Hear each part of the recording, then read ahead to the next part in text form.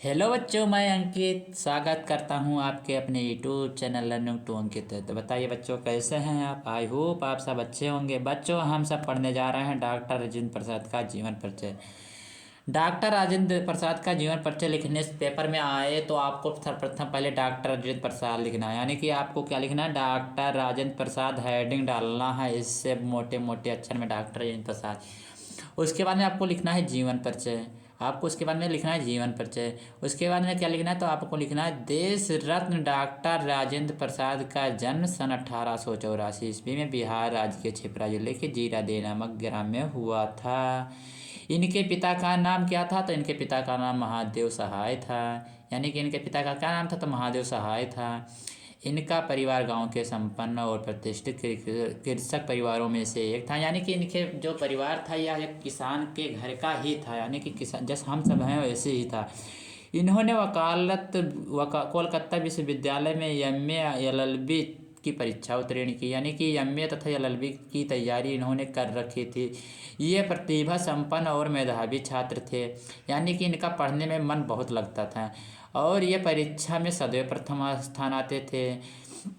कुछ समय तक मुजफ्फर कुछ समय तक मुजफ्फरपुर कॉलेज में अध्यापन कार्य किया। यानी कि पढ़ाने का भी कार्य किया। करने के पश्चात पटना कोलकाता हाई कोर्ट में वकील भी रहे। यानी कि वकालत भी की। पटना हाई कोर्ट जो है वहाँ पे इन्होंने वकालत की। इनका झुकाव प्रारंभ से ही राष्ट्र सेवा की ओर था।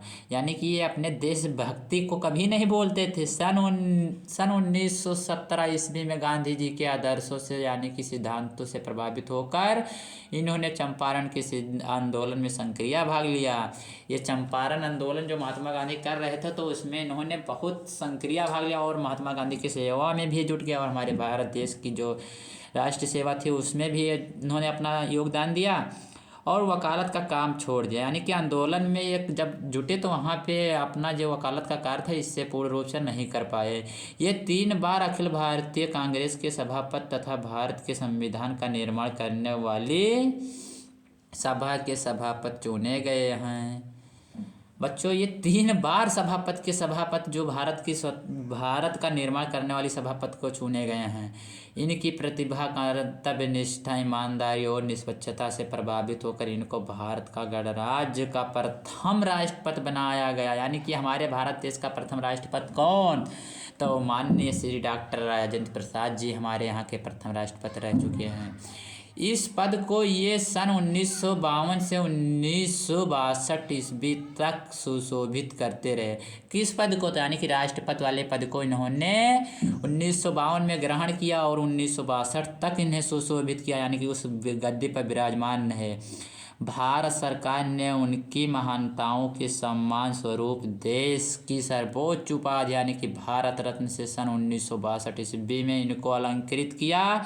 जीवन भर राष्ट्र की निस्वार्थ सेवा करते हुए इस प्यारे डॉक्टर राजेंद्र प्रसाद जो हमारे देश की राष्ट्र सेवा में जुटे हुए थे, इनका निधन सन 18 फरवरी सन 1963 ईस्वी को हो चुका है।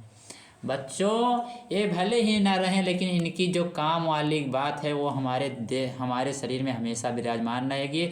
बच्चों, अगर आप इसका स्क्रीनशॉट लेना चाहते हैं तो स्क्रीनशॉट ले लीजिए। अगर कोई 1 मिनट हम इसे मिटा ले दे रहे हैं क्योंकि स्क्रीनशॉट में सफ़ा रहेगा तो आपको नोट्स बनाने में भी बिल्कुल दिक्कत नहीं होगी।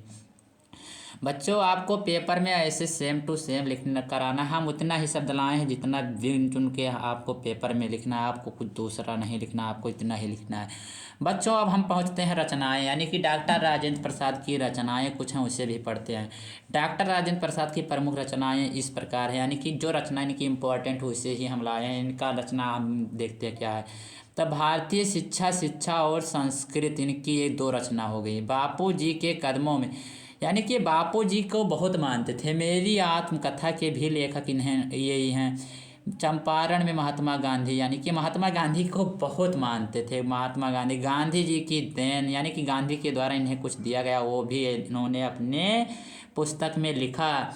मेरी यूरोप यात्रा को भी इन्होंने अच्छी तरीक़ा से लिखा। यानी कि आज प्रमुख रचनाएं यानी कि आपको समझ में आ चुका होगा कि हाँ इनकी रचनाएं कितनी इम्पोर्टेंट है। बच्चों, अगर बच्चों हमारा वीडियो आपको अच्छा लगता है तो आप हमारे वीडियो को सब्सक्राइब कर, हमारे चैनल को सब्सक्राइब कर लो, क्योंकि अगर नए हैं तो हम ऐसे ही वीडियो बनाएंगे। बच्चों आपको 70 में 70 नंबर दिलाने की ठेका ले रखें तो आपको दिलाएंगे।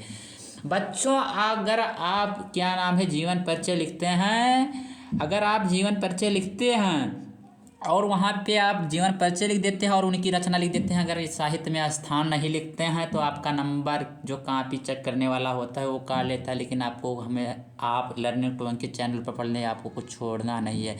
सर्वप्रथम अब आप जीवन परिचय हेडिंग डाल चुके लिख चुके, उसके बाद में रचना भी लिख चुके। अब आपको डालना है हेडिंग साहित्य सेवाएँ।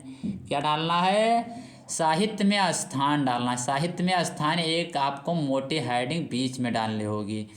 उसके बाद में आपको डॉक्टर राजेंद्र प्रसाद के बारे में इतना कहना होगा कि वो उनको आपको जितना बेहतर बता सकते हैं उतना बेहतर आपको बताने की कोशिश करनी है। यानी कि हम देखो क्या लिखे हैं, तो डॉक्टर राजेंद्र प्रसाद सुलझे हुए राजनेता होने के साथ साथ उच्च कोटि के विचारक, साहित्य साधक और कुशल व्यक्ति थे। वह सादी भाषा और गहन विचारक के रूप में सदैव स्मारक किए जाएंगे। यानी कि वो हमारे यहाँ नहीं है तब भी उन्हें याद किया जाएगा, क्योंकि उनकी कुछ ऐसे ही काम हैं। बच्चों ऐसे ही आपको काम करना है। हिंदी की आत्मकथा विधा उनकी पुस्तक मेरी आत्मकथा का उल्लेखनीय स्थान है। बच्चों इसके बाद वह हिंदी के अन्य सेवक और प्रबल प्रचारक थे। राजनेता के रूप में सम्मानित स्थान पर विराजमान होने के साथ साथ हिंदी साहित्य में भी इनका विशेष स्थान है। यानी कि ये हिंदी साहित्य में भी इनका बहुत बहुत स्थान है। बच्चों आपको अगर हमारी वीडियो अच्छी लगे तो हमारे चैनल को सब्सक्राइब करना। हमारी चैनल का नाम लर्निंग टू अंकित है। और हमारी वीडियो को लाइक ज़रूर करना है और कमेंट बॉक्स में ज़रूर बताना है कि हमारा वीडियो आपको कैसा लगा है। बच्चों अगर कोई डिमांड है कि हाँ बच्चों कुछ नया पढ़ा दीजिए, तो बच्चों हम नया पढ़ाने की कोशिश करेंगे। बच्चों सिर्फ आज के लिए इतना ही, और आगे देखते हैं कल की वीडियो में। बच्चों धन्यवाद, थैंक यू। कैसे हैं?